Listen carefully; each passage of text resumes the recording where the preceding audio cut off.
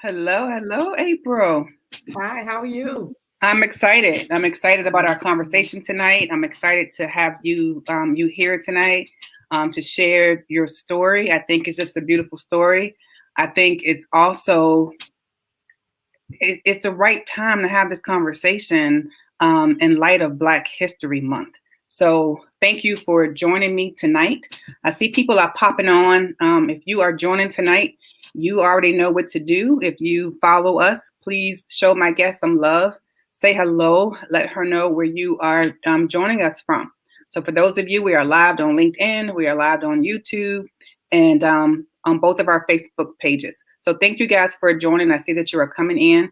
My name is Lena Lassiter. For those of you who do not know me, I have my master's in human services counseling with a specialization in crisis and trauma. I am an advanced grief recovery method specialist, director in corporate America, and author and founder and president of Forever Healed. So welcome to our live session tonight. We also help those who are suffering from unresolved grief of any kind. And we do that through one-to-one grief recovery classes and group sessions. We help them to reclaim, we help them to restore, and we help them to recover from the associated pain. One thing that I have to share that we are proud advocates for homicide survivors, and we are partners of the Richmond City Jail. And we also present grief, empathy, and wellness training in corporate America. We also go around to churches and talk about grief and loss in the churches. So tonight we're going to be discussing grief, loss, and sacrifice with my special guest, April. And I want to acknowledge some of you who are joining us. So hello, Marisha Harris. Thank you for joining us tonight and saying hello. Thank you, Minister Roz. I really appreciate you being here and again, always supporting us. So again, tonight we are going to be discussing grief, loss, and sacrifice with my special guest, who's also a family member of mine, a very close family member of mine, April Langhorne. So she's a widower, and she's the youngest of 4 children. She says she hailed from Chesterfield by way of Riverhead, New York. She retired after 32 years of service with Pfizer Pharmaceutical. She has 2 beautiful daughters. She has 5 wonderful grandchildren and 3 adorable great-grandchildren. Yes, she does. I want to steal all of them, but my cousins, they won't let me have them. But okay, that's another day. And you love interior design, and you have a keen eye for fashion. Even at the age of 70 years young, she still loves dancing, sightseeing, and long walks.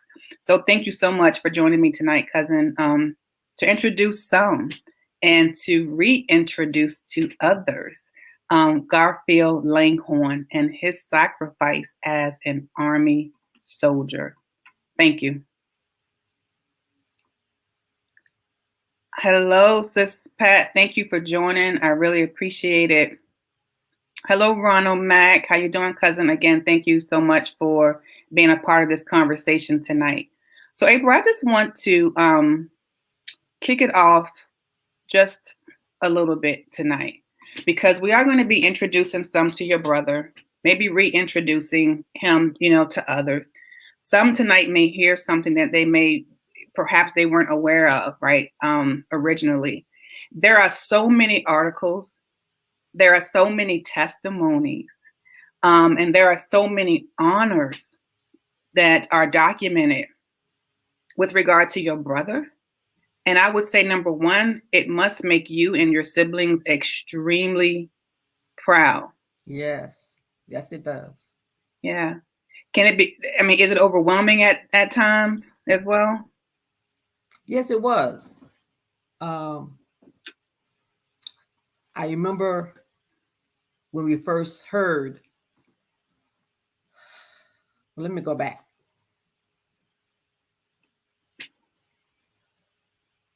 We flew to DC, met President Nixon. That was the first. Wow. We flew to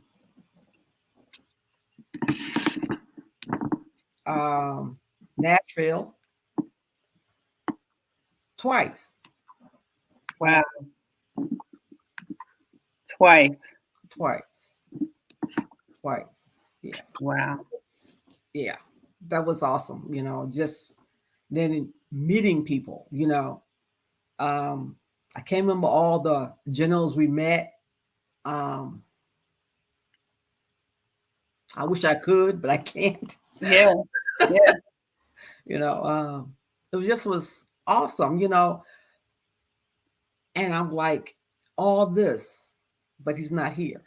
Right. Right. Yeah.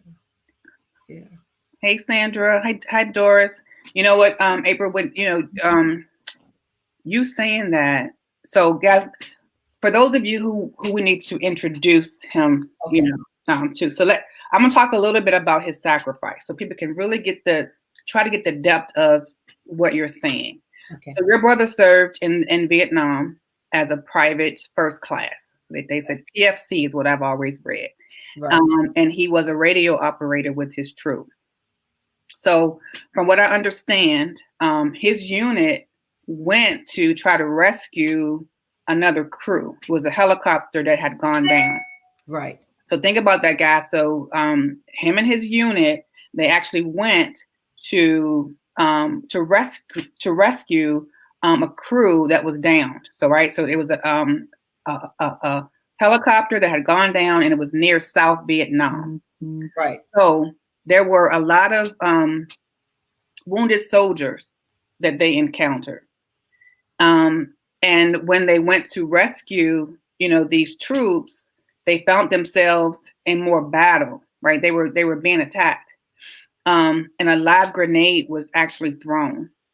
And Yes. your brother decided that he was going to throw himself on this live grenade in order to save the lives of fellow soldiers who were injured. Correct. Yes. Yeah. So you said something earlier, April, and we do this with our clients, right? So we talk them through a relationship graph. I'm telling you this for a reason, because something that you just said sparked this. And we ask our clients to write down their first dawn of conscious memory, right, with that individual, whether they're dead or alive. Okay.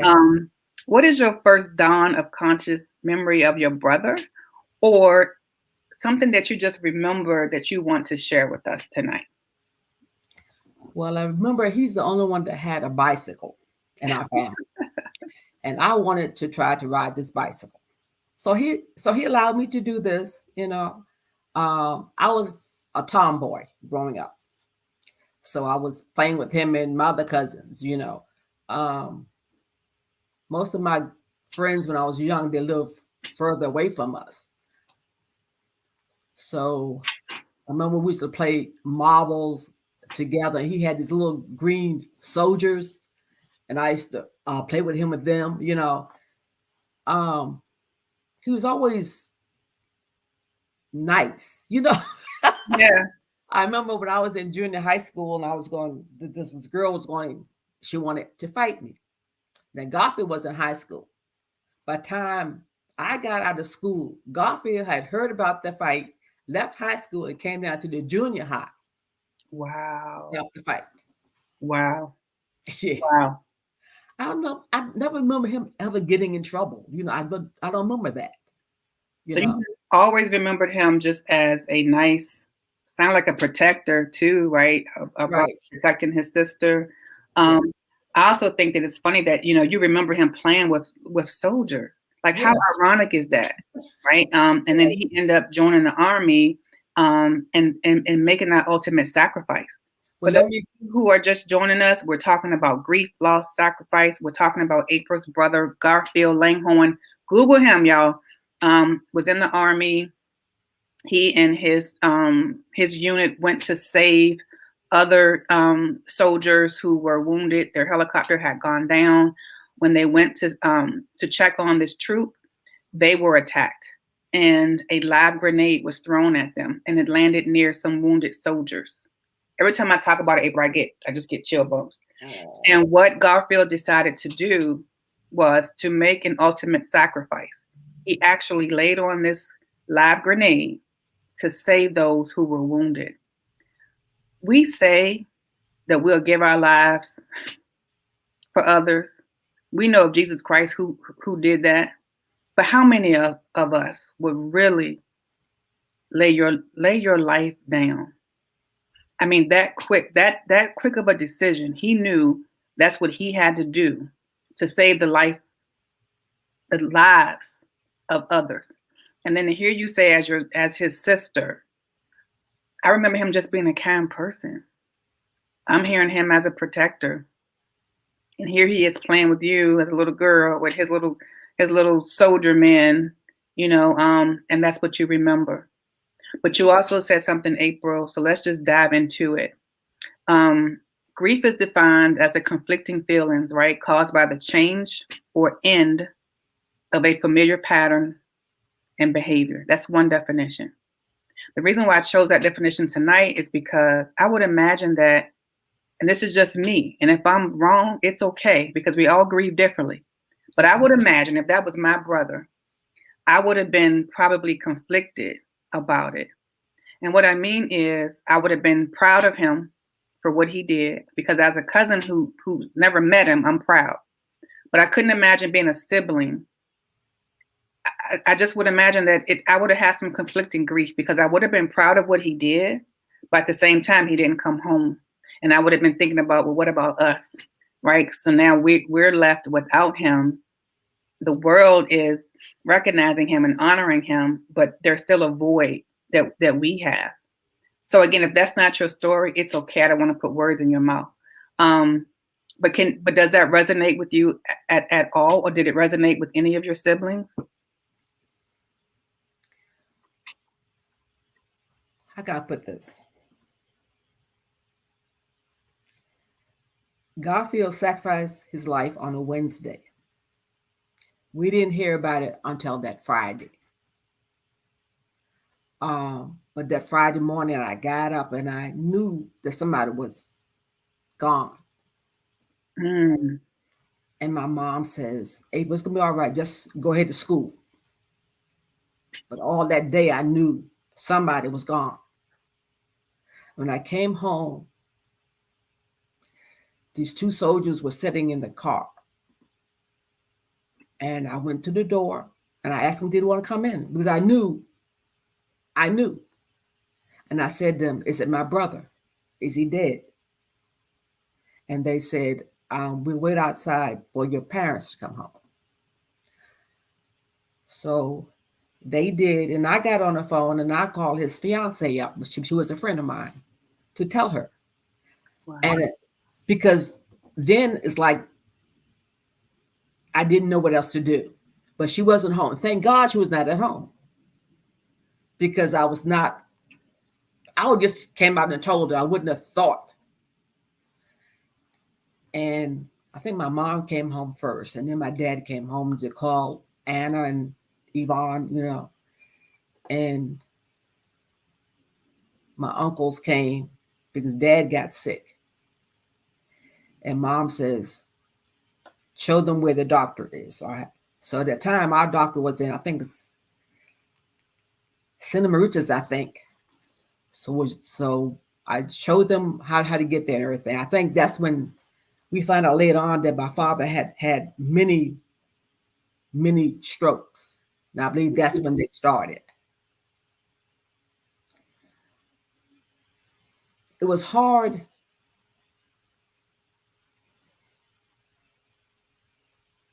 to think of him as not being there anymore. Yeah. Because he was our only brother.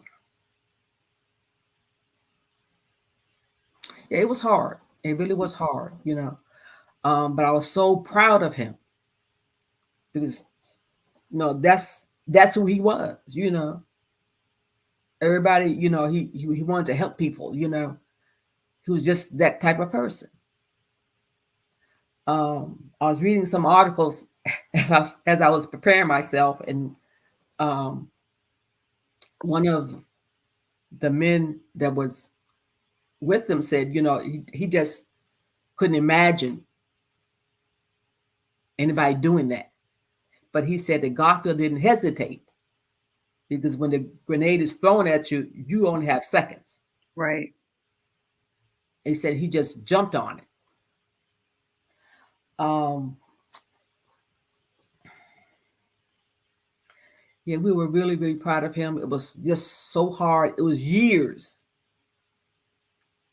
I remember one time a friend of mine was taking me to the movies. This was right after, this is before his body even came home. And I would like walk down the street looking for him. I went to the movies and it was about an army movie or something, but I couldn't stay at the movie to see that, you know. And then when his body came home, he was under glass. He looked so handsome. I didn't expect to see him. Another friend of ours, he had killed, who was killed in Vietnam earlier, and his body came back and it was sealed. Mm. And that's what I kind of expected. You were expecting that. Yeah. Now walking to the funeral home, there he was. You couldn't touch him, like I say, he was under glass, and he was there. You know, he was there. You know. Right. Right. It was just. Go ahead. I had read some stories as well, right? April, and there was one comment made, I guess, by someone who was there, who said that your brother had mentioned that somebody's got to do it. Like, you know, he said somebody's got to do it, and you know, and just jumped on the grenade. So, like you said, I didn't even know that. Like, yeah, I guess it would be seconds that you have to really make that decision. Yeah. You know, so again, I'm just asking all of us on here tonight, right? How many times have we said that you would give your life for someone? But I still think in the back of my mind, I have a few little reservations, you know, about it. But he only had a few seconds to make that decision. He made that sound decision. Like he made that decision to make that sacrifice because he knew it was for the greater good. Like, you know, it wasn't about him. It was about others who were injured around him, and he wanted them to be okay. You know, so that just, I don't know, it just kept resonating with me and doing something to my heart because I was like, wow. Because sometimes when we go through something, April, we'll say, well, why me? Right. Your brother said, why not me? Yeah. Somebody's got to do it. Somebody's got to save, you know, these troops, and it's going to be me. So again, for those of you who are just joining, we're talking about grief, loss, and sacrifice. We're talking about April's brother who received the highest honor in the military for his bravery and his act of the ultimate sacrifice to me of death, to lay on a grenade to save others who were wounded. And I'm just thinking about even us, April, like, you know, we don't want to wound anybody's spirit. We don't want to wound anybody's, you know, soul. And I think as believers, right, that's how we should walk. So for him to just, that display, it just does something to me. So again, I just thank you for being on here tonight. Thank you for expressing, you know, your grief and how you felt about that. Have you met anyone that was there? Like, did you guys meet anyone that he saved, and what was that like? Yes, we met Rodney Eve. His family came out to Riverhead, to mom's house, mom, dad's house, and we met him and his family. He has since then passed. I know, I don't think it was him, it was another man that said, you know, the guys will be going out somewhere, you know, and Garfield will be sitting on his bunk reading the Bible. Wow. I remember that. I don't even know if he ever had a drink or anything. I don't know anything, you know. Right, right. He was just my brother, you know. Yeah. There were some more men that came by that had met him, that was in the same platoon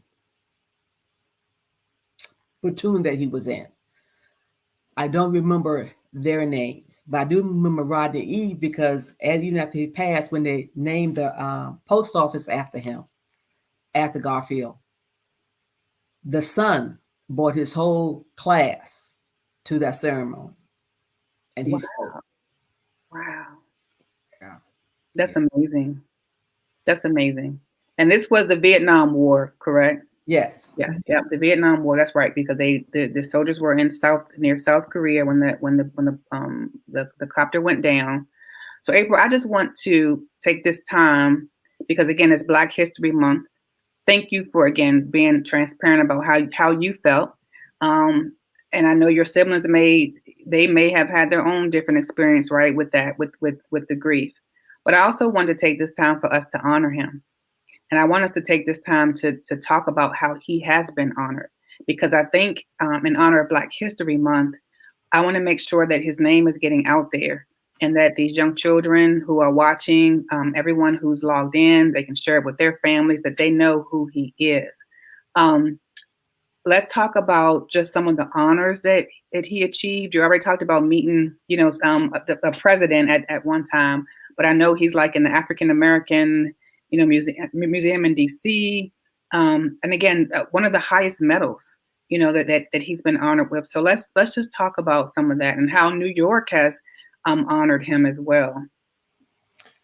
Okay, there's a lot. So let me see. Back in President Ronald Reagan spoke at the NAACP meeting back in June of 1981, and he mentioned Garfield. Wow. And I didn't realize that one of the men even heard the last words that Garfield said. And he said, Garfield Langholm's last whispered words were, "You have to care." You have to care. And I didn't know that.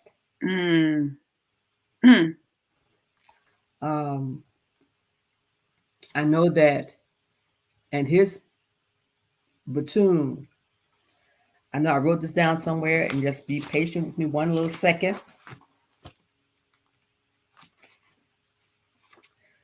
And the Vietnam Wall, if anyone wants to go back and see that, he's in panel 34 West. It's line 009.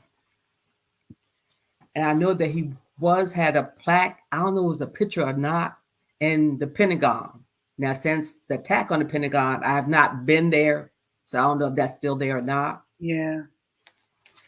Okay, they have a bust of him, and they erected that in 1993 at the Riverhead Town Hall.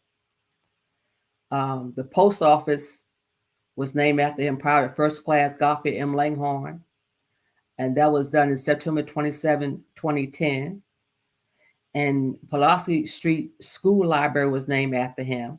PFC Garfield M. Langhorne Memorial Library, that was in September 16, 2011. And also, Pulaski Street School, the fifth graders have to do an essay about Garfield. Wow. That's done the second Friday in October. And I think it was the last year they named, on that day, in Riverhead, it's called Garfield Langhorne Day. I'm hoping that me and my sisters could go there and see what they actually do for that day.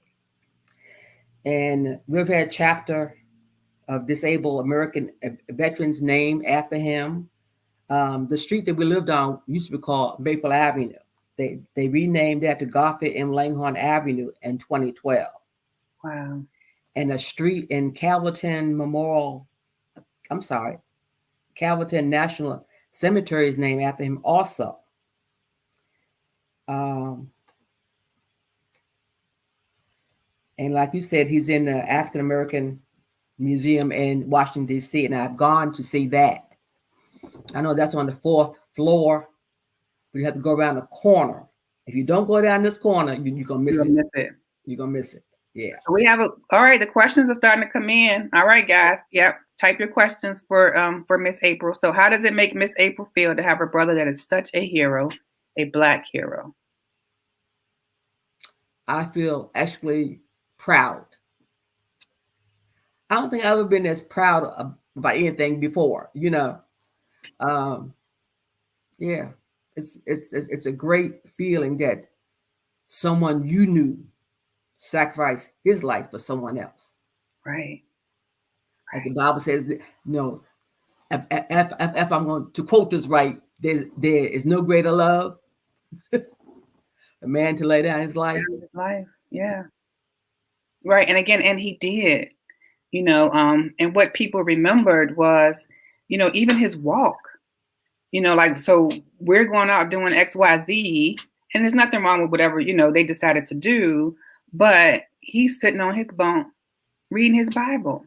Yes. Right. Somebody remembered his last words as somebody has to care. Yeah. Yeah. And he whispered that. Yes. And in seconds, again, he knew that he had to do that. I mean, wow. I mean, April, I mean, it's just beyond words. And again, me just trying to read like all of the articles and everything that's out there, it was just so overwhelming. And again, me as a cousin who's never met him, let me be very clear. I'm proud. I'm proud. And I share his story at work. I share the link every year. Well, if you want these right here, they are bookmarks. Mm-hmm. It has the story on the back of them. So if you want some, just let me know. Okay. So someone said he is a true African American hero. Yeah, thank you, Miss Sheila Daniels. I don't know if I could have done that. Yeah. Monica, that's what I said earlier, right? I said we say that, but how many of us truly would follow through? Yeah, me as a niece, I wish I could have met him. Yeah, so many questions. Miss Pat said he is Black history. Oh, and down in Kentucky also they named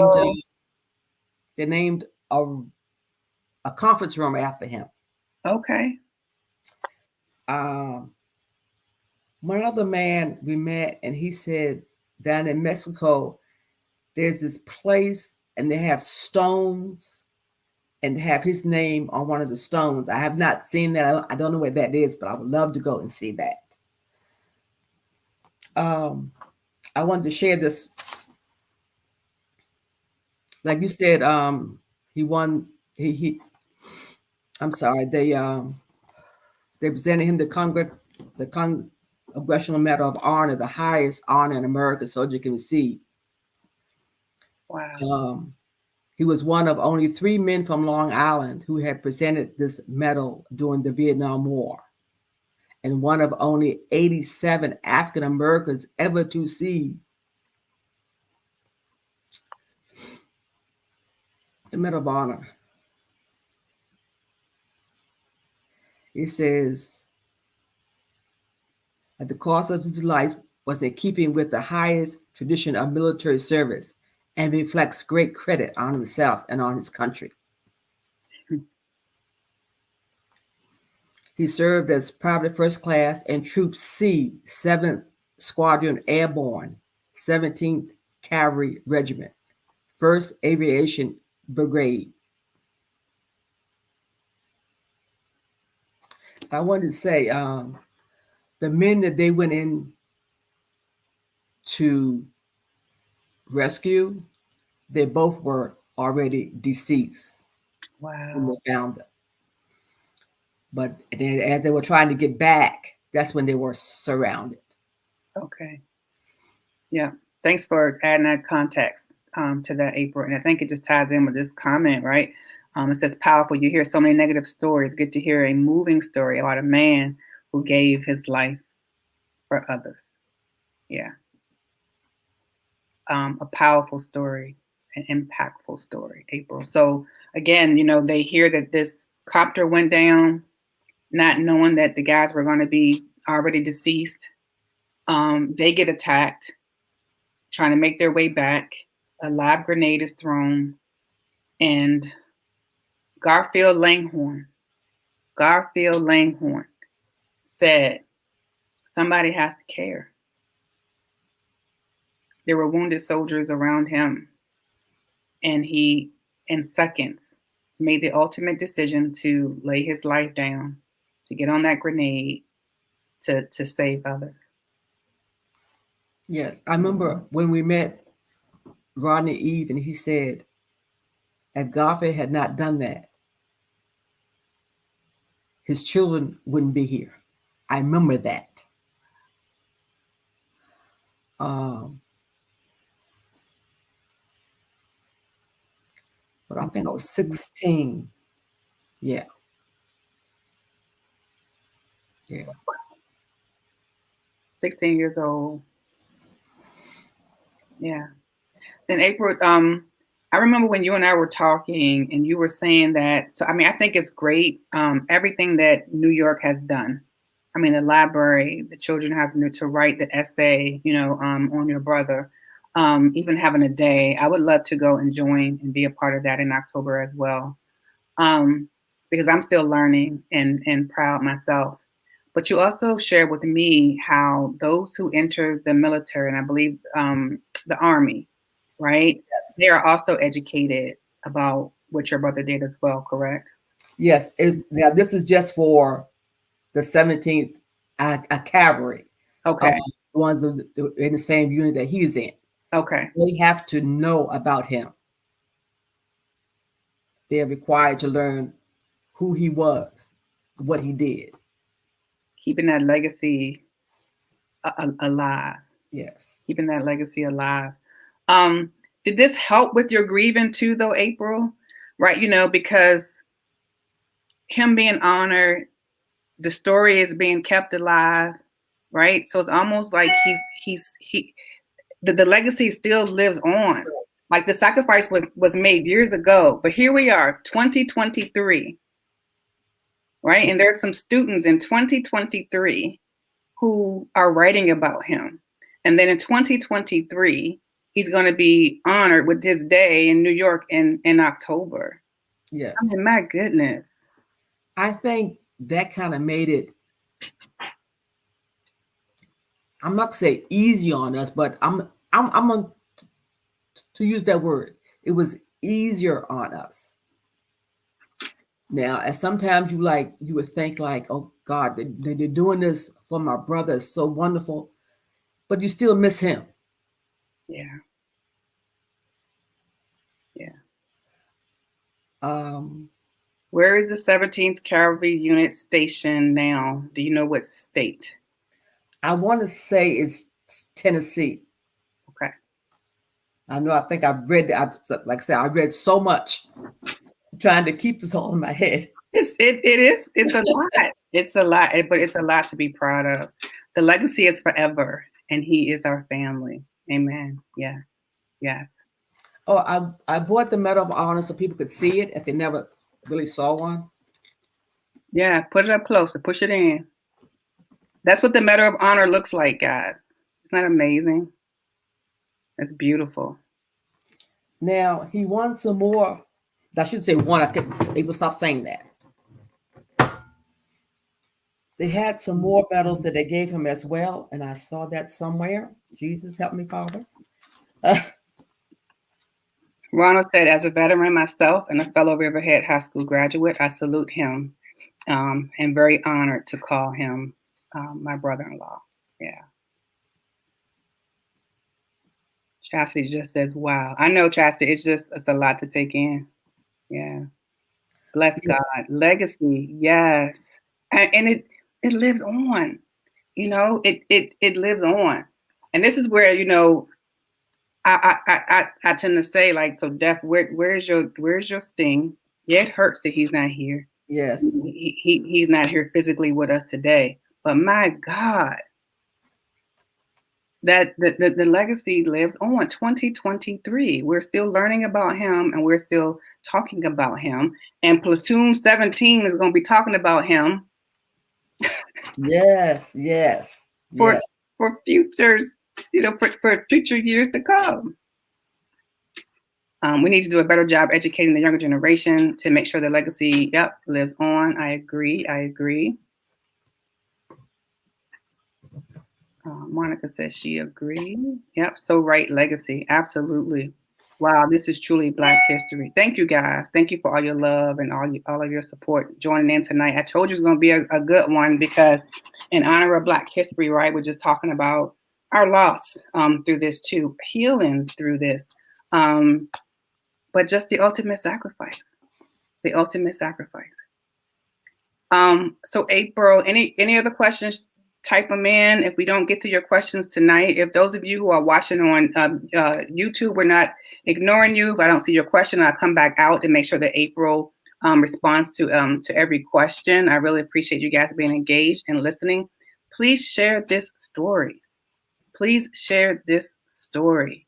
April, I want to leave you with just any final words that you have for someone who may have lost a loved one in this manner. And again, we all grieve differently. I'm going to keep saying that. So how we heal is going to look different. But just any words of inspiration, encouragement to someone who may be suffering from a similar type of loss. But also, again, we're here to celebrate your brother too. So just some final words that you want to share regarding him before we let you go tonight. Like you said, everybody grieves differently.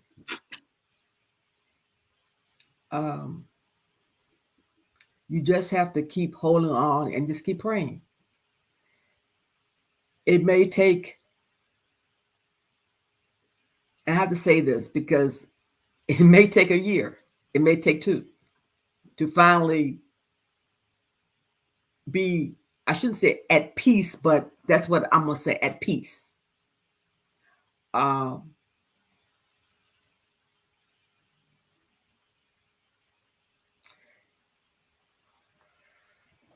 You know, God, they say God putting more on you than you can bear. And I believe that's true. You think like, oh my God, my world's going to end. You know, I can't go on anymore. But you will. You will.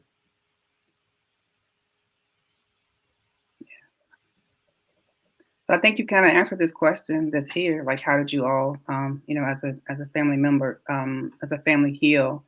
And I think, April, that you guys may have had different journeys, in that healing. And you're right, you can't put a time frame on healing. Right. So I get really irritated when I hear people say, time heals. It does not. It's what you do within that time. Yes. Because again, you don't want to be a wounded soldier out here killing and destroying someone's soul because you aren't healed. So I'm glad that you took the time, that you needed to heal. And I think Ron Mack was saying that, Fort Campbell, Kentucky. Yes. So is that where okay. So that's where it is. Whoever asked that question. Thank you, Ron, for clarifying that. And then Monica said it would have been awesome for when I was in boot camp to have heard such an inspiring story. They need to be sharing stories like this to reiterate courage and sacrifice. Yes, to God be the glory. Uncle Garfield lives forever through his ultimate sacrifice. Well said. Well said. Yes. Well said. Out of anything that you shared tonight, what is it that you just want to leave us regarding your brother? What is it that you just want the world to know?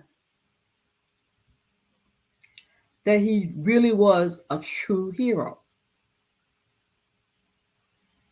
I remember after we found out on Earth, I don't know how long it was, and I said, I wanted to join the service. So they came to the house to interview me or whatever, and I told them I wanted to be a Green Beret. They said, women don't fight. I said, I can't fight. I said, y'all can leave now. I didn't want to be like a normal. I guess back then the women were just wax or whatever. I think that they called them then. But I wanted to fight. Now they fight. I guess I was a little bit before my time. Right.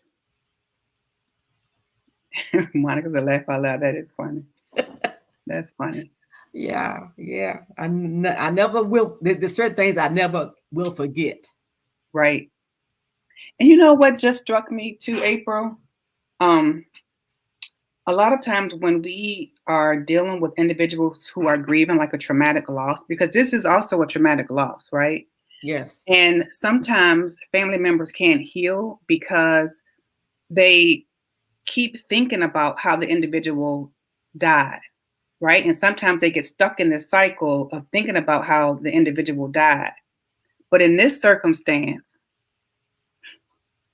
how he died is still creating, wonderful memories, right, for us moving forward. Right. Yes. So that's interesting, right? Because I would tell someone who had a traumatic loss was, well, you have to try to not focus on how that person died. But in this scenario, no, I do want to focus on it Right. because it's such a story of sacrifice and love and caring about others. So again, I guess that could be some of that conflict as well. All Yeah. right, it's hard to remember sometimes the way he sounds, his personality. How do you hold on to those memories? Now it is hard because I can't remember his voice. I cannot remember his voice. Yeah. But his personality, oh yeah, he was just kind, he was just kind, he's wanted to help. I know that he was a usher at church. He had a band, yeah.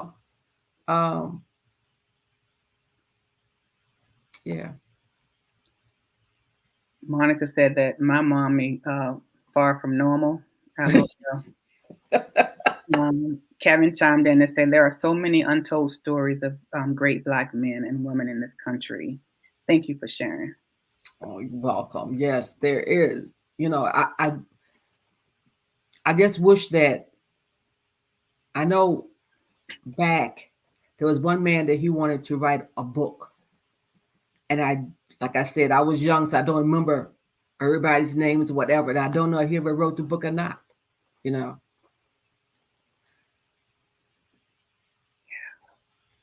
I just, oh my God.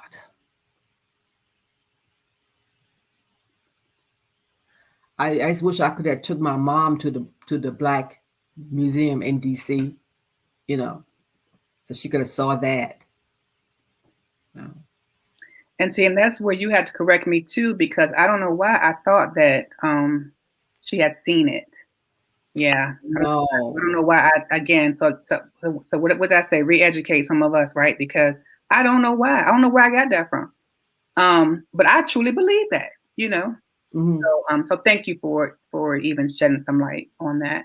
And yes, Monica, we can use social media, right? All the platforms as a way to just capture memories and moments. So again, I always say, death, where's your sting? Because you can't rob me of my memories. You can't rob me of the love I had for that, for that individual. And we can definitely record, our loved ones. So yes, I definitely agree with you there. So I just want to thank all of you for joining tonight. This one was very near and dear to my heart. I knew for a while that I wanted to do this at some point, and I have to say, I wanted to do it years ago, but I had to be sensitive and wait, for God to tell me that it was time. So, in honor of Black History Month in February, because I was thinking April would do it later on, during the year, and he said no. Black History Month, I want you guys to talk about it. So thank you for being open, April, to come. I know some of it was a little difficult, to talk about it, but you talked through it. You educated us, and I feel like I'm a little closer to him. Like I know a little bit more, right? So I'm even prouder tonight, and I'm proud of you for coming on and representing your brother and your family, so well, and sharing the story of your brother. So let's see. Risha said we have plans to go, but she passed away before those plans could be found. Yes. Yeah. Yes. All right. So good night. Monica says she's proud of us. Thank you, Monica. April, thank you so much again for sharing him with us. I love to just hear the stories and your memories. So again, guys, we want you to have a peaceful rest tonight. If you are dealing with unresolved grief and you need to reach out to us, call us at 804-684-1113. You can reach us at www.foreverheal.com, or you can contact us at foreverheal.com. I want you again to just share this video, please. I think it's worth sharing. We have to get the word out. We have to educate. I want as many people to know that we can possibly reach about the sacrifice, the ultimate sacrifice that he made. More importantly, I want them to hear that someone said that somebody had to care, because it's going to remind us that when we're going through, sometimes it's not about us. Right. It's not about us. And we're not even laying our lives down like he did. So the assignment is not about you. So I want all of you to have peaceful rest. Thank you for joining. Thank you for being engaged. We love you. God bless you all. And April, there's so many thank yous coming in from everybody. So I just want you to see a few so you can see the impact that you have made tonight as well. All right. Good night, everybody. Peaceful rest. We love you. And I'll see you guys in a couple of weeks. God bless.